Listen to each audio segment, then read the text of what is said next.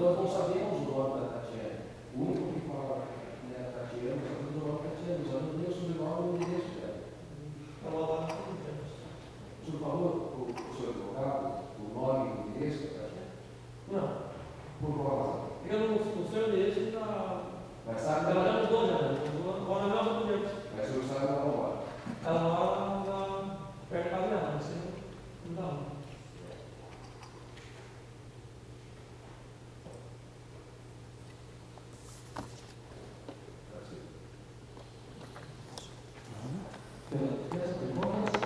Sim, Excelência. Aproveitando então a pergunta agora do doutor Bauser, quem foi o advogado que lhe acompanhou na delegacia? Não, eu fui sozinho. Foi sozinho. Qual foi o primeiro advogado que o senhor contratou? O governo não. Então o senhor não contratou, foi a Defensoria Pública. Aonde que fica a Defensoria Pública? Foi sorteado aqui não, aqui. Aqui mesmo. Como é que era o nome do seu advogado? Não lembro.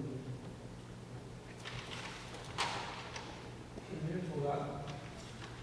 Mas paga o dinheiro. O senhor sabe o que está acontecendo aqui hoje ou não? O senhor sabe quem é o juiz, quem é o promotor e quem é o seu advogado? Quem que é o seu advogado? O promotor?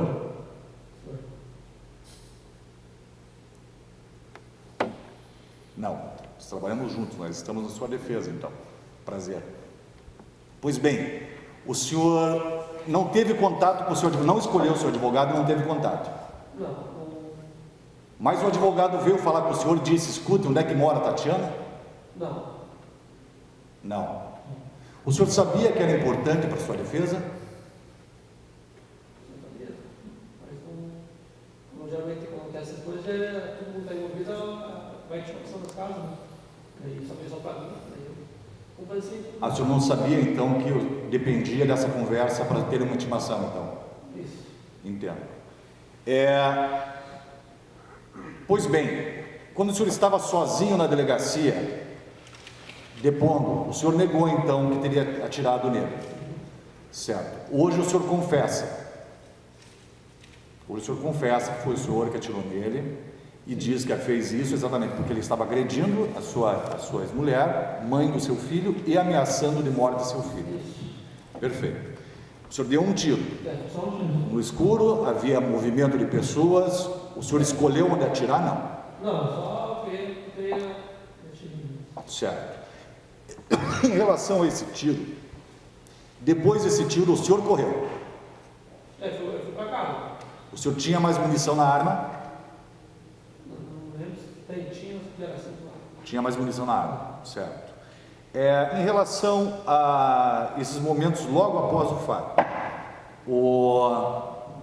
ele passou então um tempo internado. Isso. E retornou ao convívio com a mãe do seu filho. É isso. Durante quanto tempo eles ficaram juntos, mais ou menos? E daí eu não tinha mais contado, não lembro o tempo que eles ficaram, meses ou assim. Ficaram meses. Ficaram meses, não lembro o tempo. O senhor pagava a pensão para o seu filho já nessa época? Já, sempre paguei pensão. O senhor via seu filho? Tudo, pago, pensão, certinho. Então o senhor esteve na casa dela posteriormente para ver seu filho? Isso. E ele estava lá? Então o senhor teve contato, depois dessa tentativa de homicídio, o senhor teve contato com essa pessoa e não aconteceu nada? Não. Não brigaram? Não, a gente não. O senhor não atirou novamente nele? Não, depois que o fato, nunca mais se viu, nunca mais se viu. Certo. Posteriormente, eu só vou pedir um favor para o senhor. Eu sei que nós falamos um pouco duro aqui, né? Mas é necessário porque nós precisamos explicar para aquelas 7 pessoas, os 7 jurados que vão julgar o senhor hoje. Então o senhor fala um pouco mais devagar, porque nessa sua velocidade de falar, às vezes o senhor não se faz claro, né? Então nós precisamos de um pouco mais de calma. Se o senhor quiser uma água para, fica tranquilo que nós entregamos para o senhor. Negócio seguinte: posteriormente aos fatos, ou seja, posteriormente a senhora ter atirado nele, ele efetivamente agrediu seu filho alguma vez? Só no dia do fato que ele apedrejou a casa aqui. No dia do fato que ele apedrejou a casa. Posteriormente, não. Não. Certo. O senhor tem mais 3 filhos? Só esse. mais novo que era 3 anos agora, e mais 3 anos. Mais 3 Certo. anos. Esse que vai fazer 3 anos, o mais É, novo? mais novo que 3 anos. Certo. O Cauã tem quanto tempo? Paulo tem 8 anos. 8 anos. O senhor tem contato com ele? Ele está direto lá em casa. Ele fica direto com o senhor. Sempre lá em casa, uma semana, de semana. O senhor está cuidando da educação dele? Tudo o pai está fazendo. A região onde ele mora é perigosa? É, fazendo de vez em quando não dá uma peça de umas coisas lá na fazendinha, mas sempre está com a mãe. Problemas com droga na região tem? Oi? Problemas com droga na região? Não, agora não tem que falar. Qual é o bairro mesmo? Fazendinha. Tem problema com droga lá, o senhor vai ter que cuidar disso. O senhor vai ter que cuidar do seu filho. Os outros moram com o senhor? O mais novo, o mais velho, mora comigo, e os outros 3 moram Há quanto tempo o senhor mora com a mãe desse último filho? Vai fazer 3 anos, quase 4 anos. Quase 4 anos. 3 ou 4 anos. Certo. E nenhum problema depois disso? Nem Desde que, há 8 anos então, o senhor não teve mais nenhum envolvimento com a polícia? nenhum. E nem antes? Nem antes. Nem antes, nem. Certo. Eu vou passar para o colega, se necessário, eu retomo. Boa tarde, seu Adilson. Vamos esclarecer algumas coisas que talvez não tenham ficado claras, não no meu modo de entender, porque o senhor se atrapalhou na conversa, mas talvez que o senhor fale muito rápido, de fato, às vezes até nós não entendíamos o que o senhor estava falando. O senhor foi na delegacia, por que o senhor negou tudo, que não tinha arma, que não foi o senhor? Por quê? Medo do quê? Hã? Medo de ser preso?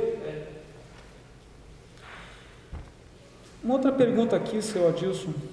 Quando o senhor soube que seu filho foi ameaçado, foi a Tatiane que ele falou isso, né? Por que ao invés de procurar a sua arma e procurar o Jefferson, por que o senhor não procurou a polícia?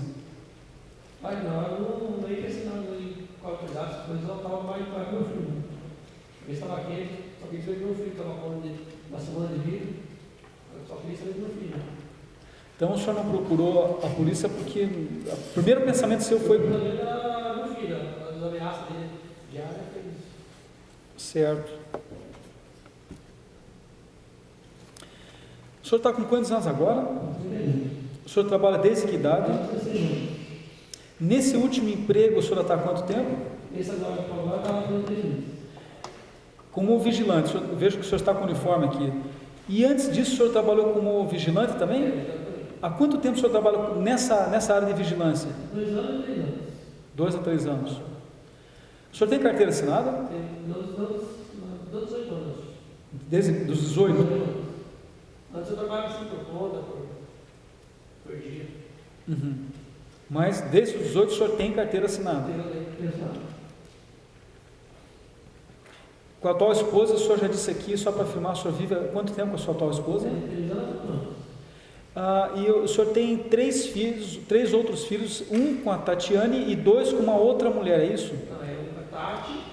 Sim, são 3 mulheres e 3 filhos. 4 filhos e 4 mulheres. Digo, sem considerar a atual, seriam 3 filhos e o senhor paga a pensão para todos eles. Esses outros 2 filhos também convivem com o senhor, frequentam a sua casa? Tem a Giovana e o Ramon estão direto em casa. Só a Larissa mora na outra cidade que está precisando de receber. Uhum. Sem mais perguntas? O senhor falou que não foi na polícia. Pensou em chamar a polícia? Como é o atendimento da polícia lá na sua região? Polícia é rápida, chamou, eles já estão indo? Demora, não é na hora. Demora? Demora. Nessa região que o senhor mora, o senhor se sente seguro? Não, porque lá onde eu moro não é muito difícil ver a polícia. Uma vez em quando a gente vê a polícia. Tem dia que você nem vê a polícia. E tem dia que se chama, ela não vai? Demora. Demora, mas sempre vai. Vai quando chama, demora. Então, na realidade, em face da ameaça, a polícia não era uma opção, chamar a polícia não era uma opção. O senhor sabe o que é a diferença entre polícia civil e polícia militar? Não. O senhor sabe onde o senhor tem que ir para dar queixa? Não. Não sabe? O senhor estudou até que série? É a sexta série, não completa. Até a sexta série não completa. Certo, escreve bem. O senhor conhece seus direitos, inclusive a que estão aqui? Não. O senhor não conhece? O senhor sabe, inclusive, que o senhor pode escolher outro advogado para lhe defender? O senhor pode contratar um advogado? Sim. E por que efetivamente o senhor não contrata um advogado? Então, eu tenho sonho, né? Eu pago pensão, daí não tem como. Então, lá eu fico particular. Eu não vejo não. O senhor se sente bem defendido aqui? Sim. Sem mais, excelência. Senhor, quer uma ou não? Nada mais? Onde a gente consegue entender perfeitamente qual a diferença entre direito e justiça. Por que são 7 jurados que julgam e não um juiz, um promotor e um advogado que funcionam exclusivamente? Por que os crimes dolosos contra a vida são colocados e abertos perante vossas excelências? Se assim o é, porque espera mais do que o nosso tecnicismo, espera mais do que nossa razão limitada pelas leis, e espera da sociedade aquilo que nunca deveria faltar para uma sociedade, embora falte para a nossa, que é a sensibilidade. Só os senhores e as senhoras que estão aqui, só vossas excelências têm condições de entender o réu acima da lei, acima daquilo que nós entendemos pelo direito. E digo aqui que neste caso nós temos especial divergência entre o que é direito e o que é justiça quando nós falamos de Tatiana, porque Tatiana, segundo o direito, é mãe, segundo a justiça não é. Não conheço uma mãe que mereça homenagem, que dá à luz no domingo ou uma semana antes e depois vai farrear no boteco, deixando a criança com a sua avó, porque mãe Tatiana também não teve.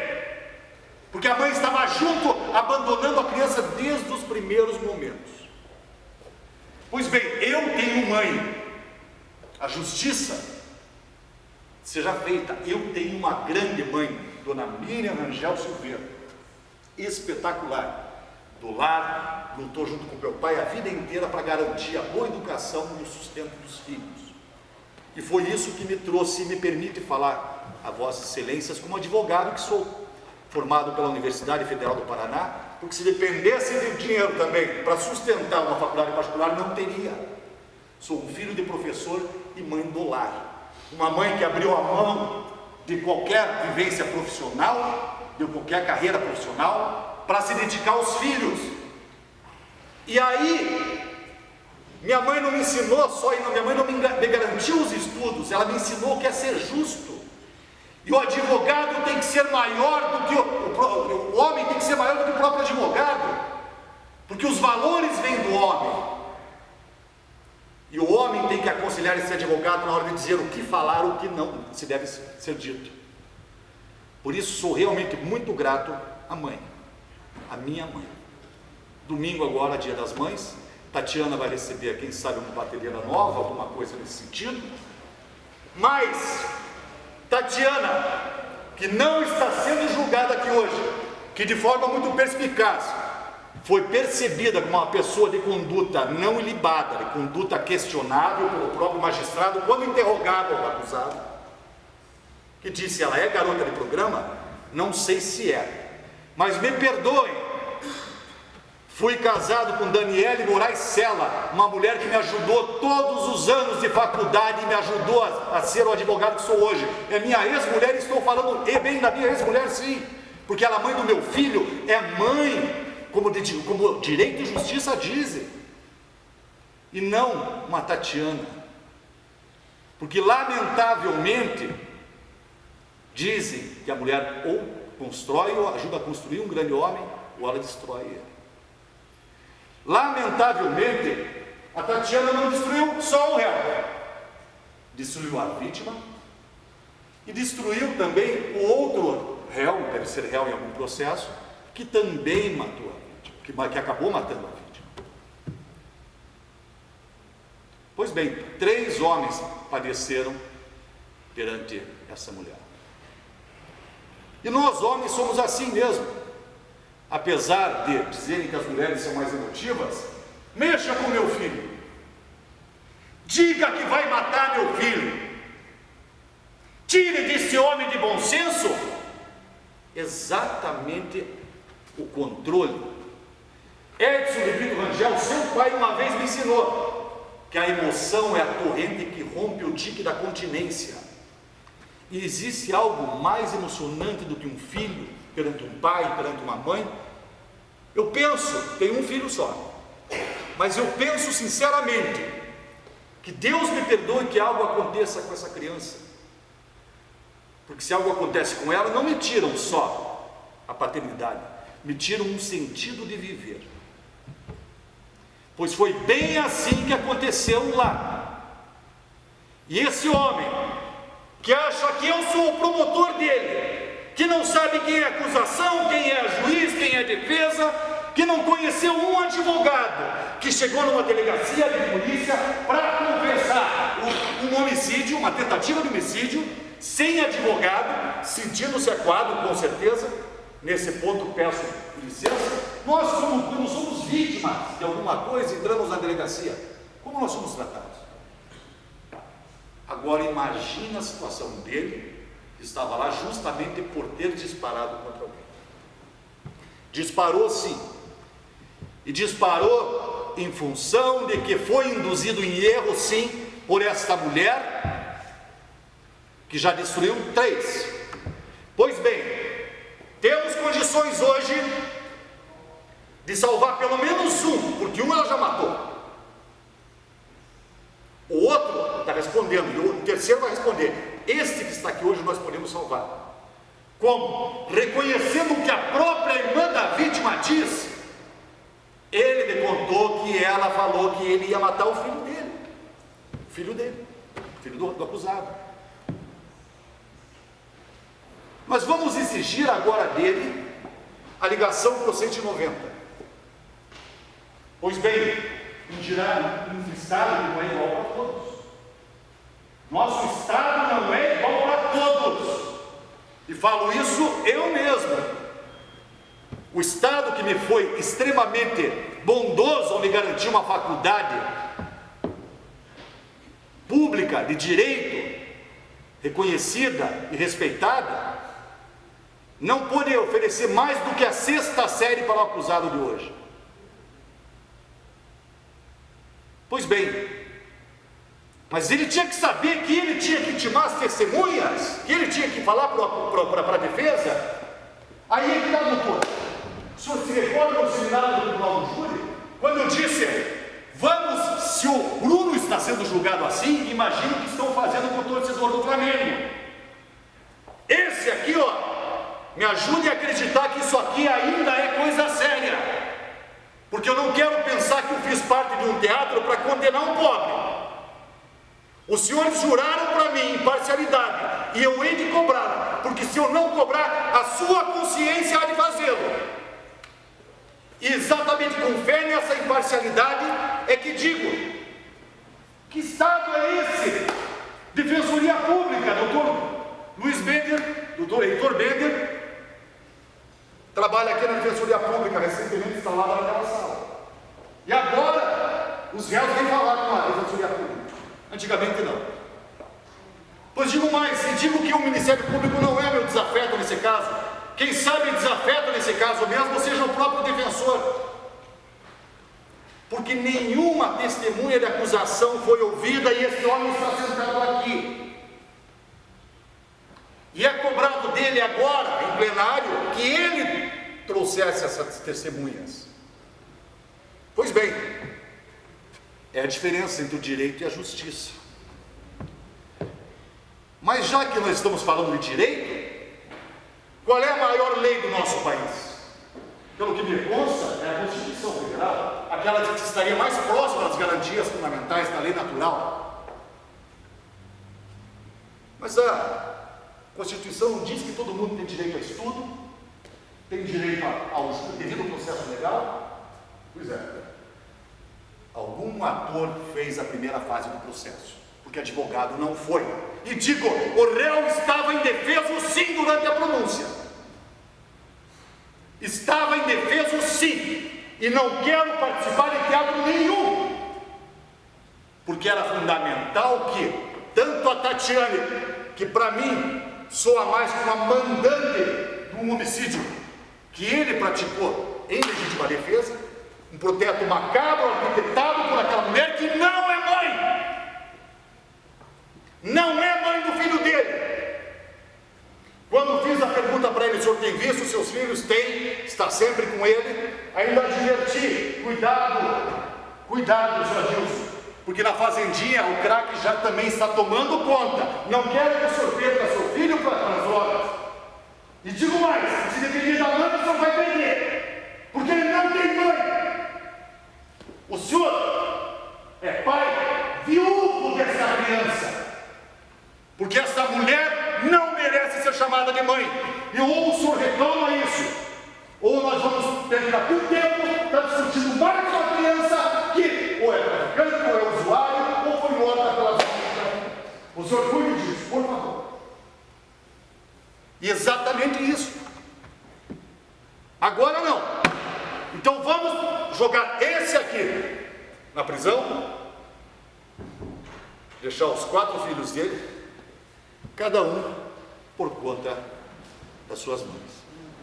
Em especial o pequeno Cauã, que vai ser cuidado pela Tatiana, pela mãe dela ou pela bisavó. Não sei. Mas muito provavelmente, se nós fizermos isso, ele será cuidado devidamente pelos traficantes. Porque, lamentavelmente, é uma balela a segurança pública. Os senhores não podem se manifestar, mas com certeza algum jurado aqui, em algum momento da vida, seja por um furto, seja por uma agressão, seja por qualquer tipo de coisa, precisou ligar para o 190 uma vez. Eu mesmo já passei por situações desse tipo. Não vão meia hora, uma hora e meia depois, quem sabe chegue para recolher o corpo. Pois bem, se nós não demos policiamento, que também estava na Constituição, não estava? A segurança pública não faz parte do que nós queríamos garantir para ele? Não tem. Onde foi então que esse Estado maravilhoso existiu para esse homem? Quando foi? Até a 6ª série? Para que depois ele se tornasse um dos vigilantes. Mas, senhores, a questão é o seguinte: nossa tese aqui hoje é legítima defesa, sim. Nossa tese é legítima defesa. Mas como a legítima defesa, usando de forma moderada os meios, mediante injusta e iminente provocação, isso é a atual e iminente provocação tem que estar acontecendo, ou tem que estar à véspera de estar acontecendo. Só que a legítima defesa é muito mais ampla do que foi colocado aqui. A legítima defesa tem várias espécies e gêneros de legítima defesa. Primeiro, legítima defesa de terceiros. O Código prevê, não é só a minha legítima defesa. Eu posso estar na legítima defesa dele ou daquela pessoa que está ali, sentado naquela cadeira, que está sendo ameaçada por alguém. E eu fiz legítima defesa de terceiro. Ela é aceita legalmente no nosso sistema judiciário. Está no Código Penal. Outra coisa, existem 2 outros tipos de legítima defesa. Uma que não é o caso, mas só para vocês entenderem que as legítimas defesas são várias. Legítima defesa putativa, do latim putare, que quer dizer presumida, equivocadamente presumida. Por exemplo, o exemplo que se dá, clássico nos livros, é: João foi ameaçado por Pedro. Pedro disse que vai matar João. João sabe que Pedro é um assassino. Um dia de madrugada, João está andando sozinho numa rua deserta e do outro lado da rua vê o Pedro vindo em direção oposta. Quando eles estão se aproximando, Pedro atravessa a rua em direção a ele e coloca a mão no casaco. João, que estava armado, imaginando que seria atingido por Pedro, saca de seu revólver e desfere um tiro contra Pedro, matando instantaneamente. Quando vai se descobrir, verificar o fato, descobre que na verdade o Pedro foi tirar um maço de cigarros do casaco. Não ia matar, mas ele presumiu, tudo levou a crer que ele seria morto nesse exemplo. Isso é aceito nos nossos tribunais, é legítima defesa putativa. Foi um erro, foi um equívoco, foi induzido em erro, tudo bem, não responde pelo crime. Existe mais uma modalidade de legítima defesa. Legítima defesa antecipada. Ou seja, a agressão não é atual, não está acontecendo, não é iminente, mas vai acontecer, tudo nos diz que vai acontecer. Sabe qual é o exemplo que se dá? O exemplo é o seguinte: um trabalhador mora num dos morros do Rio de Janeiro, controlado pelo tráfico de drogas. O chefe desse tráfico de drogas, sabe-se que é um cara muito perigoso, um matador, chega um dia para esse trabalhador e diz o seguinte: olha, hoje, à noite ou amanhã, eu quero tua mulher, que é bonitona, e tua filha lá no meu barraco, para mim usar elas do jeito que eu quiser. Se elas não tiverem nada depois da manhã, amanhã eu mato você e elas. Como esse trabalhador é refém daquele Estado, aquele trabalhador, uma maior parte de nós, como Adilson, que sabe que o Estado não existe para todo mundo, o Estado é muito lento, o Estado não é tão sério quanto nós gostaríamos, é o caso dele aqui também. Esse cidadão que sabe que ele cumpre as promessas, que esse traficante é perigoso, vai lá de madrugada, sozinho, escondido, espera, todo mundo está dormindo com uma arma de fogo, entra no barraco do traficante, que não esperava que alguém fosse invadir, porque ele era o dono do pedaço, ninguém vai me ameaçar aqui, ele entra escondido e descarrega o revólver no traficante. Ele defendeu alguém? Aquele que disse que ia matar no dia seguinte, iria cumprir a promessa? Iria, ele já fez isso antes. Então temos aqui o caso de legítima defesa antecipada. Senhores, por que nos interessa falar dessa versão de legítima defesa? Na cabeça do Adilson, pai, 3 horas antes, essa Tatiane, que sabemos que é uma mulher muito venenosa, uma mulher perigosa, uma víbora venenosa, esse Jefferson acabou morrendo por conta dessa mulher. Na verdade, ela foi o pivô de tudo isso, ela deveria estar sentada aqui, induziu Adilson em erro. Não sei se ele ameaçou de fato, se Jefferson ameaçou ou não, talvez, não sei, a gente nunca vinha saber, mas na cabeça de Adilson, pai, o seu filho seria morto naquele dia, e ele já teria apedrejado a casa em que Tatiane morava, estava com seu filho recém-nascido. Senhores, um homem com baixa escolaridade, bastante